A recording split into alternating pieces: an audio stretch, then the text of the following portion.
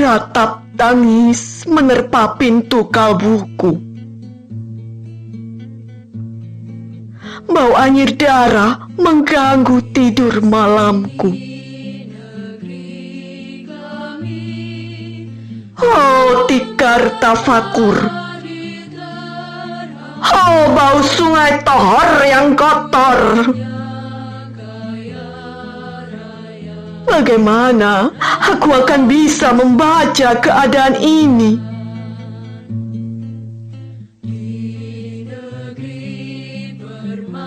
Di atas atap kesepian nalar pikiran yang digalaukan oleh lampu-lampu kota yang bertengkar dengan malam, aku menyerukan namamu. Wahai para leluhur Nusantara, oh Sanjaya, leluhur dari kebudayaan tanah, oh Punawarman, leluhur dari kebudayaan air. Kedua wangsamu telah mampu mempersatukan budaya tanah dan air.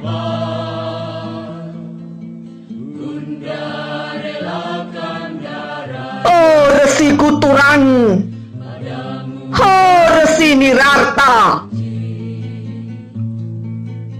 empu-empu tampan yang penuh kedamaian.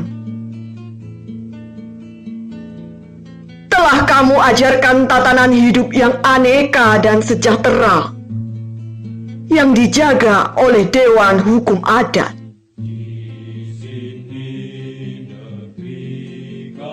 Oh, bagaimana aku bisa mengerti bahasa bising dari bangsaku kini?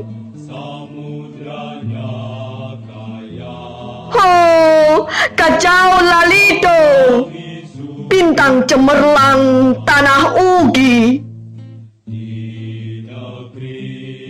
negarawan yang pintar dan bijaksana, telah kamu ajarkan aturan permainan di dalam benturan-benturan keinginan yang berbagai ragam di dalam kehidupan. Ade bicara, rapang, dan wari.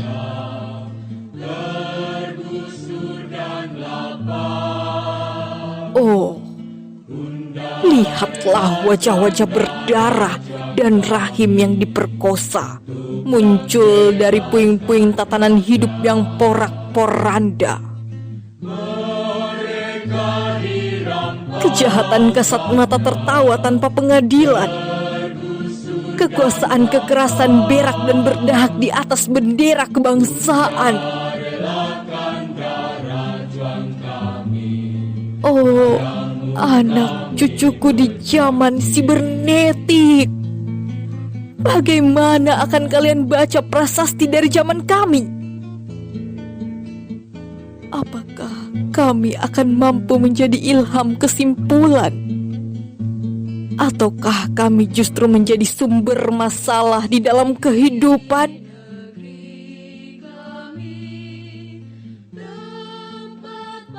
Dengan puisi ini aku bersaksi bahwa rakyat Indonesia belum merdeka. Rakyat yang tanpa hak hukum bukanlah rakyat merdeka. Hak hukum yang dilindungi oleh lembaga pengadilan yang mandiri adalah hukum yang ditulis di atas air. Bagaimana rakyat bisa merdeka bila polisi menjadi aparat pemerintah dan tidak menjadi aparat hukum yang melindungi hak warga negara? Bagaimana rakyat bisa merdeka bila birokrasi negara tidak menjadi abdi rakyat, melainkan menjadi abdi pemerintah yang berkuasa?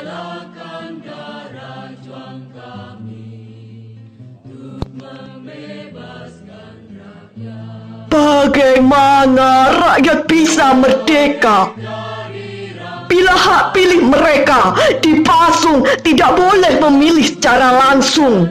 Camat mereka, bupati, wali kota, gubernur, dan jaksa tinggi mereka.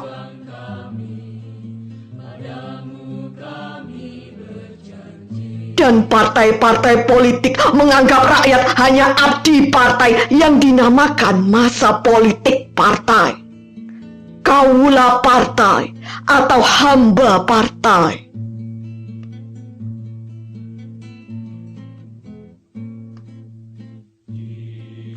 Bagaimana rakyat bisa merdeka bila pemerintah melecehkan perdagangan antar daerah dan mengembangkan merkantilisme dendos, sehingga rela menekan kesejahteraan buruh, petani, nelayan, guru, dan serdadu berpangkat rendah?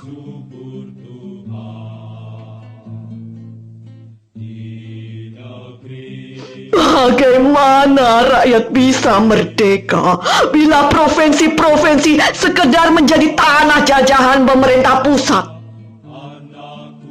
Tidak boleh mengatur ekonominya sendiri, tatanan hidupnya sendiri, dan juga keamanannya sendiri.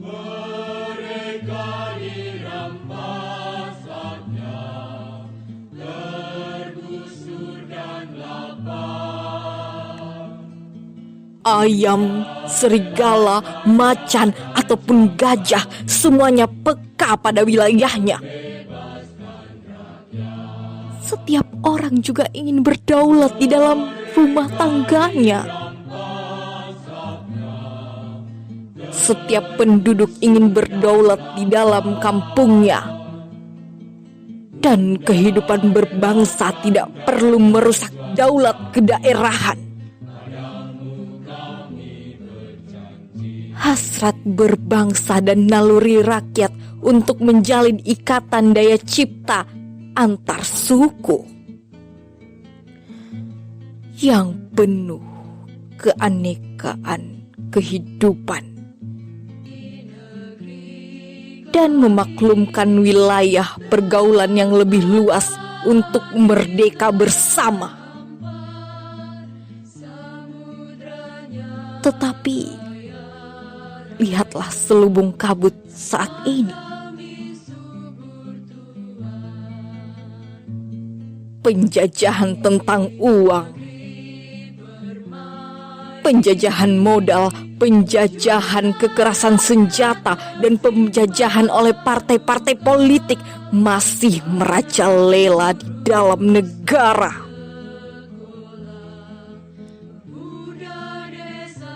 Dengan puisi ini aku bersaksi bahwa sampai saat ini aku tanda tangani para elit politik yang berkedudukan ataupun yang masih berjalan tidak pernah memperjuangkan sasaran-sasaran kemerdekaan rakyat.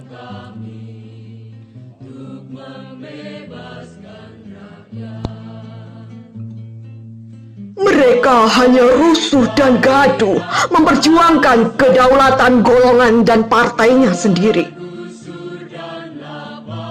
Mereka hanya bergulat untuk posisi sendiri.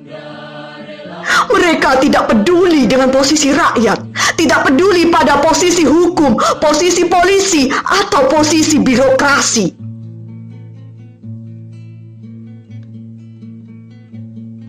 Dengan picik, mereka akan mendaur ulang malapetaka bangsa dan negara yang telah terjadi. Indonesia. Indonesia. Negara yang kehilangan makna. Rakyat sudah dirusak asas tatanan hidupnya. Berarti sudah dirusak pula kemanusiaannya. Maka sekarang negara tinggal menjadi peta. Itu pun peta yang lusuh dan hampir sobek pula.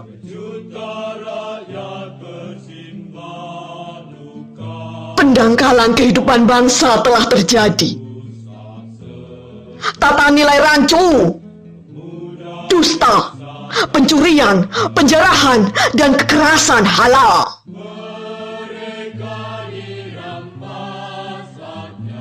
Manusia sekedar semak belukar yang gampang dikacau dan dibakar. Paket-paket pikiran murah dijajakan, penalaran amarah yang salah mendorong rakyat terpecah belah.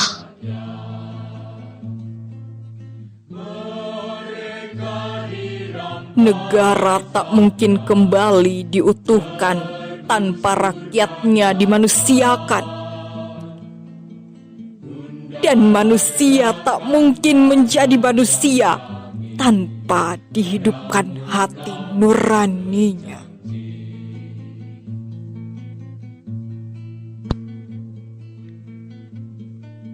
Hati nurani adalah hakim adil untuk kita sendiri. Hati nurani adalah sendi dari kesadaran akan kemerdekaan pribadi.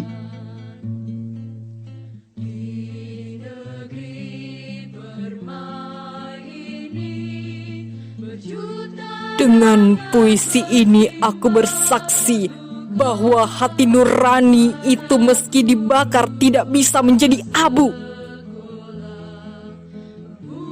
Hati nurani senantiasa bisa bersemi meski sudah ditebang putus di bata.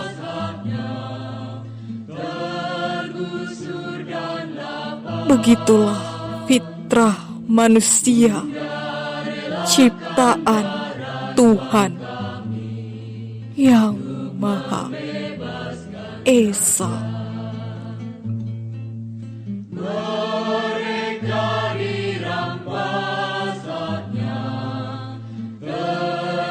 Ditutup.